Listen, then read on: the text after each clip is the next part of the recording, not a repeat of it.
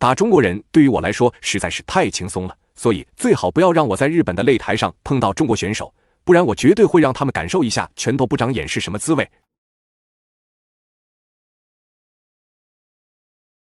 注意看，这绝对是你见过最嚣张的日本拳王，竟在赛前当着众多媒体的面对中国选手口出狂言，结果上了擂台却被中国小伙狂轰数百拳打得他满脸是血，怀疑人生。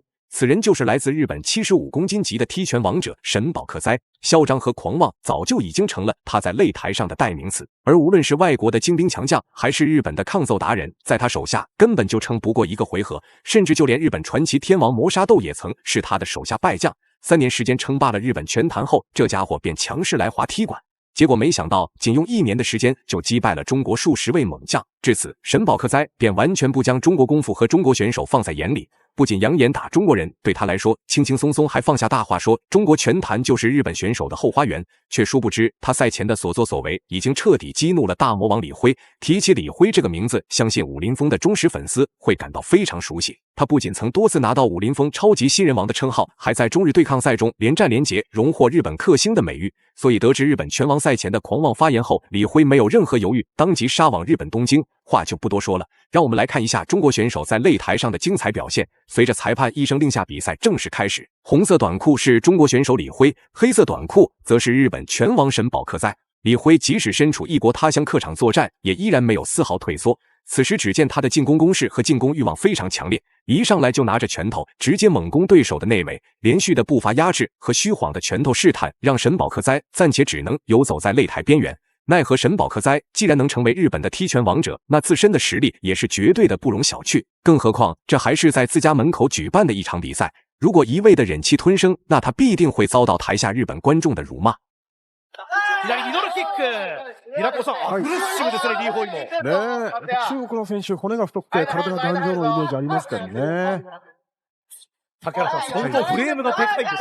そうですね。あと、この距離はリーホイ選手の距離ですよね。そうですか。竹原さん、打撃パンチはどうですか？いや、まだね、距離が遠いんでね、得意な接近戦で打ててないんで、ちょっとまだ。神保克哉对中国选手的打法战术和比赛节奏可以说是非常熟悉，而之前与他对战的选手中能撑过第一回合的更是少之又少，所以这也是为什么神保克哉能如此自信的原因。然而眼看中国拳坛被他搅和的鸡犬不宁，李辉终于看不下去了，不能继续纵容他耍小怪，而是要用拳头狠狠地杀一杀锐气。不过神保克哉毕竟是称霸了日本拳坛数十年的踢拳王者，因此他在当地的人气和地位还是非常高昂的。得知中国小伙跑来日本打比赛之后，更是有不少拳迷专门请假，只为亲临现场。但是他们想要看到的，可能根本不会发生。肩が上手いんでね、リーホイ選手はね、どうしても接近戦させてもらってないんで、どう詰めるかですよね。左ミドルも出してきた。初めて入れ替わる形。なかなかリング中央取れないのが神保。正人さんどうですか？そうですね。神保が詰めようと近い距離にしようとしても前蹴りとかで止めてきますからね。前蹴りロックでうまく戦いますね、リーホイは。左のジャブから右のストレート。先ほど見ても今度はバックキックもあります。アッパー。看似两人打得有来有回，非常激烈，但实则李辉却用频繁的拳脚全方位的压制了对手。只要李辉抓住机会，那么必定是精准有力的组合拳招呼到对手的头上。反观虽然神保克哉也能在第一时间施展防守反击和防守还击，不过他打出的拳头力量感人就算了，精准度还就这么算了。要知道散打出身的李辉可是与死神方便师出同门，因此他对中远距离的控制能力和对游走战术的应用自然也有非常多方便的影子。在这种差距下，对手想要精准命中简直難於登天。そうです。一つ刺しました。左からついていくといいと思いますね。まさにこの左のジャブ対応しています。その後つなげられるかどうかです。右のクロスもあった。最後左フック。さあ第1ラウンド残り少なくなっています。ボディストレート。ここで第1ラウンドさあ第2ラウンドが始まります。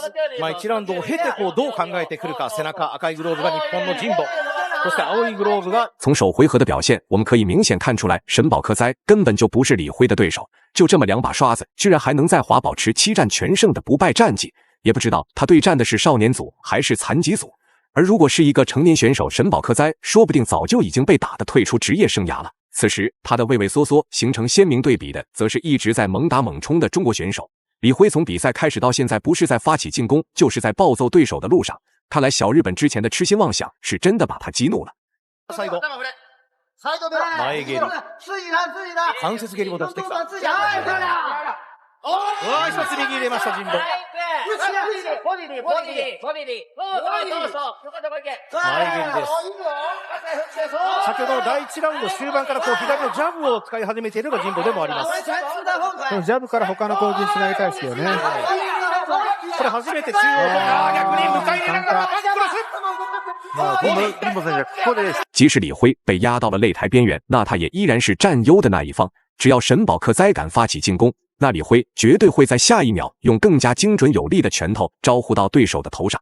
而两人激烈的拼拳换脚也让比赛早早就进入了白热化阶段。这场比赛对于客场作战的李辉来说是一个艰难而又巨大的挑战，不仅要适应对方的场地，还要遵守裁判临时定下的特殊规则，甚至在无人欢呼呐喊的场馆，李辉还要自己给自己加油打气。按照两人此时的表现来看，最终的胜利花落谁家还并不确定，毕竟日本是出了名的输不起。如果没有出现终结，那他们当场黑掉比賽也不是不可能的。この後が繋がらないか。一つ入れたアッパー。前のジャブを刺すようにします。ガードの間。ボディだ。左ミドルはリーホイ。リーホイは28歳です。27歳が神保。身長では3センチ差があります。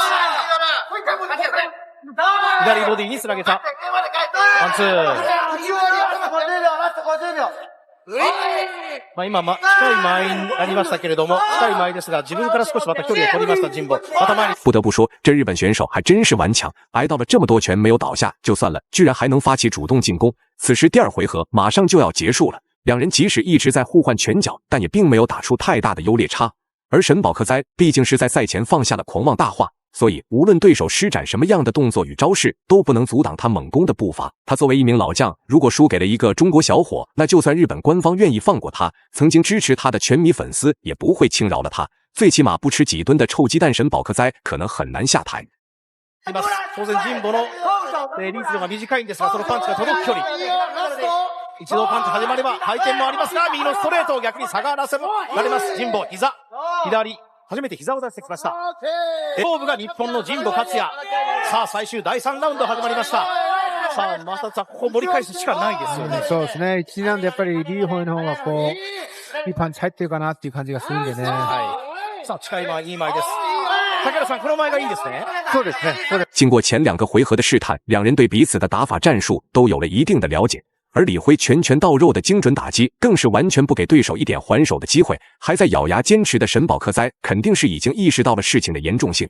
不过，就算他再怎么坚持，也改变不了沦为人肉沙袋的事实。反观李辉的表现，却让所有人都眼前一亮。要知道，在赛前支持中国选手的观众可以说是寥寥无几，甚至还有部分小黑子嘲讽李辉只会跑去国外送人头。但此时，李辉用全程暴揍对手，用拳头打出了属于自己的优势。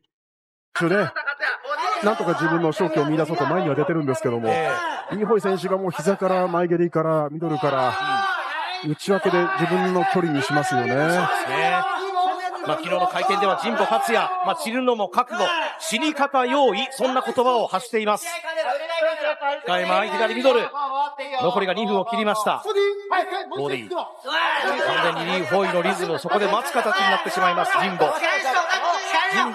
长时间的激烈对拼让两人的体能和心态都受到了不小的影响，而沈保克哉不愧是征战擂台多年的拳坛王者，对体能的分配和对细节的处理还是非常不错的。反观李辉，则仗着自己年轻气盛的优势，疯狂压制对手。从比赛开始到现在，他打的拳头没有100，恐怕也得有80。但日本选手能坚挺地站在擂台上，那纯属是他福大命大。就这抗击打能力，说不定武僧一龙来说也得对他甘拜下风。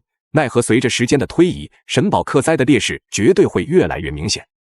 ここは上ですか？目の上ですね。まぶたよね。今も正式な攻撃でそうですね。パンチでパンチでというます。ドクターケナル、はい。竹原さん、改めてですけど、ボクシングだとありえないことありえないですね。大変ですよね。まずね、体力、あと集中力がね、どう維持できるかですね。正人さんも経験されてますけど、難しいですよね。いや、3試合。经过简单的伤势处理后，比赛继续被打开了没功的沈保克哉，在接下来的比赛中绝对会更加的被动。而擅长用脑子打比赛的中国选手也不会放过这个能终结对手的机会。不过狂轰乱炸3个回合才只是造成这么一点伤害，那想要将他 KO 也是有些困难的，恐怕就连泰森来了想要将他彻底打趴也得费一番功夫。比赛到这里，如果不出意外的话，那李辉基本上是已经胜券在握了，除非赛事方愿意损失自己的公平性，黑掉比赛，不然神保克哉绝对会经历网友键盘的审判。返してくるリーホイ。ヒットさせたの神保。今、膝の前にも神保がいいインサイドの、今のボディ打ち、インサイド溝打ちのあたり、パンチ打つんですよね。これもいいですね、左ボディ。さあ、飛び膝。死に方、用意、その格好で移動トーナメント。神保勝也。残りが10秒。さあ、神保右のストレート、いいの入れた。返されたか。比赛的时间已经所剩无几了。即使神保克哉再怎么拼命挣扎，也根本无济于事。毕竟他不仅丢失了大量的点数优势，还被直接打出了伤口。3个回合的比赛终于结束了，看神保克哉这信心满满的样子，貌似是对自己的表现非常满意。最终李辉成功以大比分优势拿下了比赛的胜利。以上就是本期视频的全部内容。大家觉得中国选手李辉本场比赛的表现如何？欢迎在评论区留言讨论。